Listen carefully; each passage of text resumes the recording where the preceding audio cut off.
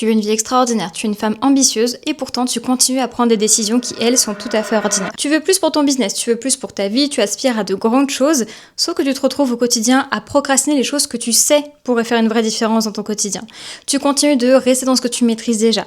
Tu continues de réfléchir plutôt que d'agir. Tu continues d'attendre le fameux moment où tu vas être prête. Et surtout, tu te laisses complètement absorber par la vie de tous les jours en mode pilote automatique, ce qui fait que tu perds peu à peu cette connexion peut-être à ta grande vision, à tes vrais rêves, à tes vrais objectifs, pour te dédier au quotidien qui lui va te faire stagner, te faire rester au même endroit. Et si j'en parle, c'est parce que je sais que le problème de toutes les femmes ambitieuses comme ça mais qui ne sont pas satisfaites de leurs accomplissements, eh bien c'est parce qu'elles ont perdu justement cette connexion avec leur grande vision. Parce qu'au début, quand on travaille sa grande vision, on est hyper inspiré par elle. Donc c'est facile, on se projette dans ce que l'on veut vraiment, on se voit devenir la femme qu'on a besoin d'être, d'incarner pour réaliser ses rêves, et tout ça c'est hyper inspirant. On est comme imprégné de cette vision-là, donc forcément ça va changer toute la manière dont on va agir, dont on va réfléchir. Ça nous donne un fil conducteur qui fait qu'on peut ajuster un petit peu notre trajectoire, on va oser davantage, ça va nous donner du courage aussi, parce qu'on se sent tellement capable et tellement aligné avec cette vision-là, que forcément on a l'impression que des ailes vont nous pousser dans le dos et que tout est possible. Le problème, et on l'a toutes déjà vécu, c'est que cette vision-là, elle peut vraiment retomber comme un soufflet.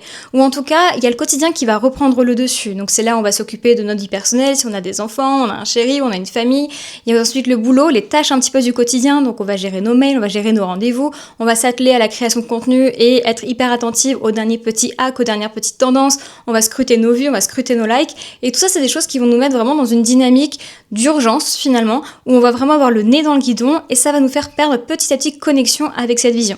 Ce qui fait que le quotidien va prendre le dessus et petit à petit avec le temps qui passe, cette vision va reculer, passer au second plan, voire au dernier plan, et on va finir par ne même plus s'en souvenir. Et quand je dis ne plus s'en souvenir, c'est vraiment au niveau de la vibration, parce que intellectuellement, on se souvient de nos objectifs, on connaît nos rêves. Si là je vous demande quelles sont vos ambitions, vous allez me sortir des choses, vous allez me sortir des accomplissements, vous allez me sortir des chiffres, ça c'est normal.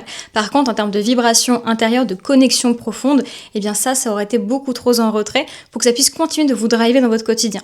Donc vous allez continuer de travailler, vous allez continuer de faire ce qu'il faut, mais vous allez jouer beaucoup plus petit, vous allez rentrer en fait dans une routine qui va pas forcément être au service de ces grands objectifs-là. Vous allez juste vous contenter d'une réalité qui est somme toute assez satisfaisante, mais pas exceptionnelle et à la hauteur de votre vrai potentiel. Et c'est là que vous allez commencer aussi à ressentir un peu de frustration, de déception envers vous-même, parce que vous pouvez pas vous plaindre. En soi, tout est ok dans votre vie, mais c'est juste satisfaisant. Et vous aspirez à plus que simplement du satisfaisant. Donc vous allez même vous remettre en question, peut-être croire qu'en fait vous étiez complètement delusional et que c'est pas du tout accessible pour vous, que vous n'êtes finalement pas capable et qu'en fait vaut mieux arrêter de rêver grand comme ça, de se prendre pour je ne sais qui et de vous contenter de ce que vous avez. Sauf que là vous tuez à petit feu votre potentiel et vous allez finir par vous éteindre et c'est pas du tout ce qu'on veut. Donc si tu te reconnais un petit peu là-dedans, que tu reconnais, que tu admets que tu as des rêves plein la tête mais qu'au quotidien ils sont pas suffisamment présents avec toi et que tu stagnes et que tu te confortes finalement dans un quotidien qui est somme toute satisfaisant mais pas assez par rapport à tes propres standards, et bien cet épisode est pour toi parce qu'on va voir ensemble comment est-ce que tu peux maintenir cette motivation que te donne cette vision-là, tous les petits papillons dans le ventre que tu peux ressentir, ce sentiment d'être inarrêtable. On va voir ensemble exactement comment est-ce que tu peux rester connecté à cet espace pour continuer d'agir depuis cet espace d'empuissancement. Bienvenue dans ce nouvel épisode du podcast Oser rêver grand. Je suis Manon Théveny, coach business pour les entrepreneurs du bien-être et je les aide à lancer et développer leur activité, mais surtout à honorer leurs plus belles ambitions, à se prouver qu'elles sont capables d'absolument tout pour être pleinement satisfaites du quotidien qu'elles se créent sur mesure. Vous avez déjà plus d'une 60aine d'épisodes disponibles, que ce soit sur YouTube, en vidéo ou en audio, sur toutes les plateformes d'écoute, donc n'hésitez pas à aller regarder ça pour trouver encore plus de conseils pour vous aider par rapport à votre propre situation. Et si le podcast vous plaît, n'oubliez pas de vous abonner, de laisser un commentaire, de laisser une note, des étoiles, peu importe en fonction de ce que vous permet la plateforme sur laquelle vous m'écoutez. Et moi je vous dis très bonne écoute.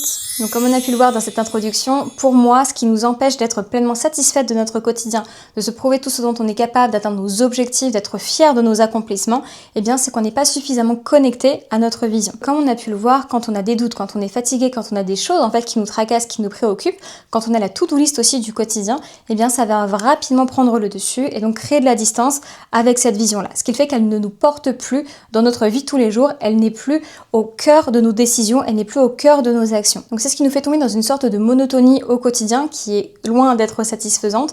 Nous, on aspire à beaucoup plus et donc c'est pour ça que dans cet épisode, je voulais vraiment qu'on voit comment est-ce qu'on peut faire du coup concrètement pour que cette vision puisse rester vraiment à la surface, pour qu'on baigne tous les jours dans cette énergie de puissance, dans cette énergie de capacité où en fait on a l'impression que tout est possible et surtout on a un objectif en ligne de mire. Donc c'est beaucoup plus facile d'aller droit au but plutôt que de prendre 10 000 et un détours. Pour ça, il y a plusieurs manières de faire. Donc je vais vous en présenter une qui moi me tient extrêmement à cœur et que je trouve la plus efficace. Avant ça, on peut quand même parler de la visualisation parce que c'est souvent ce qu'on entend, de se projeter et de ressentir à travers la visualisation ce que l'on veut pour plus tard, ce que l'on veut créer pour sa vie, ce que l'on veut atteindre comme objectif, la femme que l'on veut devenir, etc., etc.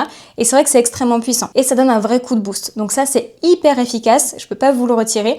Par contre, je trouve que c'est pas quelque chose qui est pratique à faire tout seul, solo, en autonomie au quotidien. Parce que déjà, c'est dur d'induire sa propre visualisation guidée et surtout, il peut y avoir une sorte de redondance qui fait que au bout d'un moment, vous allez tourner en rond un peu dans la même visualisation et c'est pas forcément ce qui va vous aider du coup à avancer, à aller chercher le palier suivant. Au-delà de ça, il y a quelque chose de très passif aussi dans cette manière de pratiquer la visualisation qui fait que je trouve que ça peut donner un petit coup de boost de motivation. Il peut y avoir un petit peu cette idée de fantasme qui est agréable et qui fait du bien, mais là, c'est pas vraiment ce qu'on vient rechercher. On veut vraiment quelque chose de concret qui nous aide à passer à l'action, pas juste qui nous conforte un petit peu à rêvasser au quotidien. Ensuite, et je vais prêcher pour ma paroisse, mais bien sûr, se faire coacher, c'est essentiel déjà pour définir et pour clarifier davantage sa vision, parce que parfois, on peut se raconter l'histoire que c'est déjà fait, qu'on sait exactement ce que l'on veut, mais quand on creuse, on se rend compte qu'en fait, il y a beaucoup de zones d'inconnu. Donc se faire coacher, ne serait-ce que pour définir cette vision, c'est ultra important. Et surtout, le coaching, ça sert à ça. Ça sert à vraiment aller droit au but. En tant que coach, on est un peu gardienne des objectifs de notre coaché.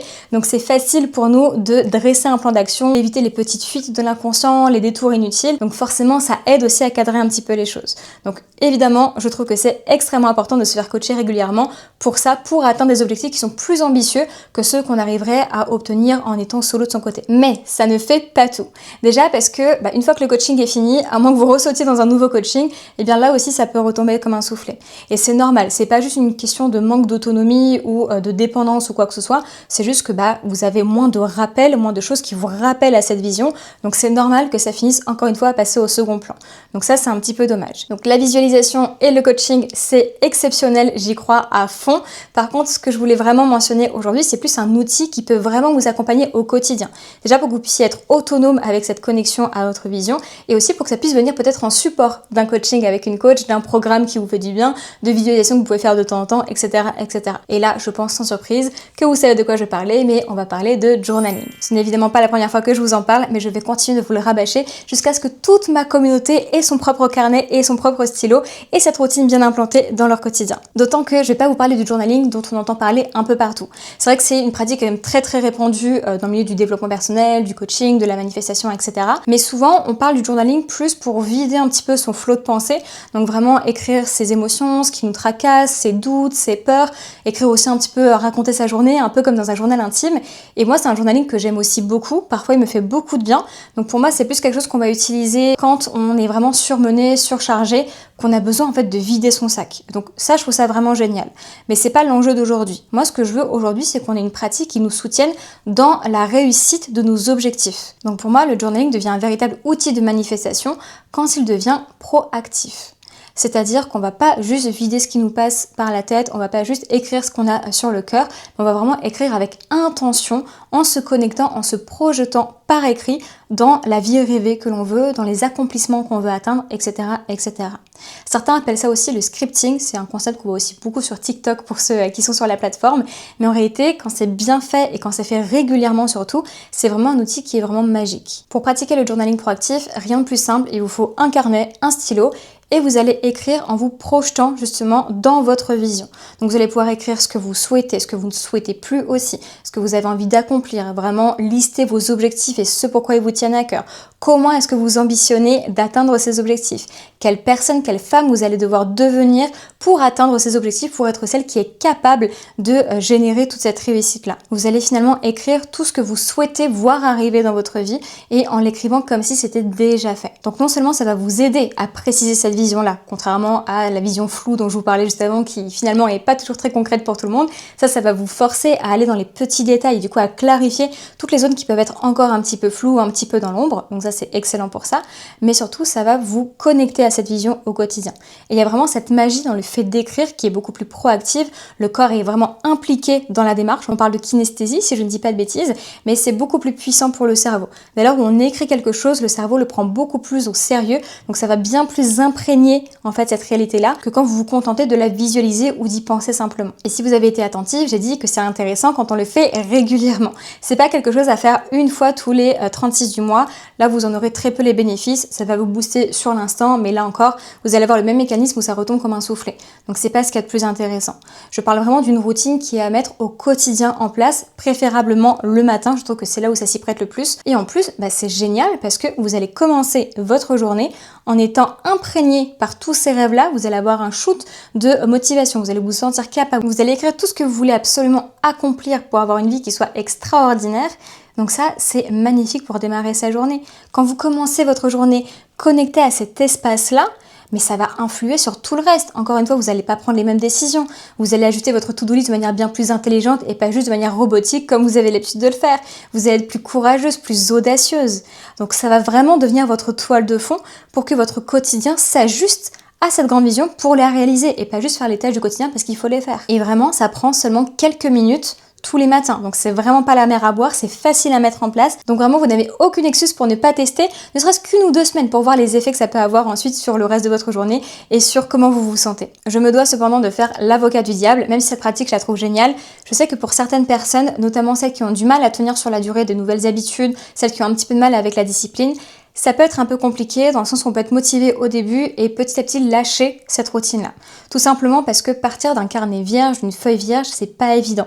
On a un peu le syndrome de la page blanche, on sait pas trop quoi écrire, ou du moins quand on a déjà écrit un peu sa vision une fois, 2 fois, ça peut être un petit peu redondant, voire un petit peu lassant, donc on n'a pas envie de réécrire la même chose tous les jours, c'est normal.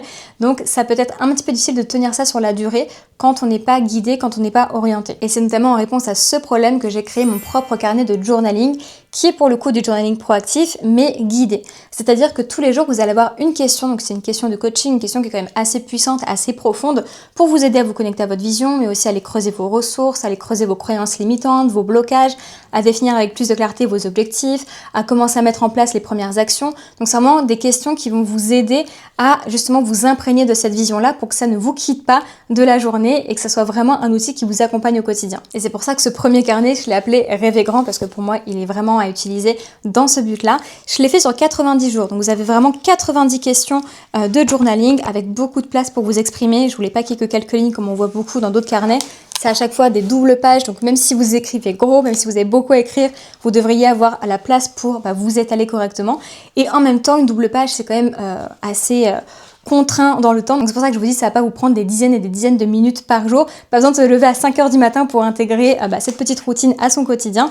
Une double page, ça se remplit en quelques minutes. Allez, 15 à tout casser si vous prenez 5 minutes pour vraiment réfléchir à la question, essayer de la laisser vous traverser et vous inspirer. Mais en tout cas, je trouve que c'est vraiment génial. Moi, depuis que je le mets en place, je vois vraiment les effets que ça peut avoir sur moi parce qu'en fait, l'objectif est vraiment atteint. Ce truc de savoir depuis quel espace on agit et surtout de donner le ton pour le reste de la journée, c'est hyper puissant.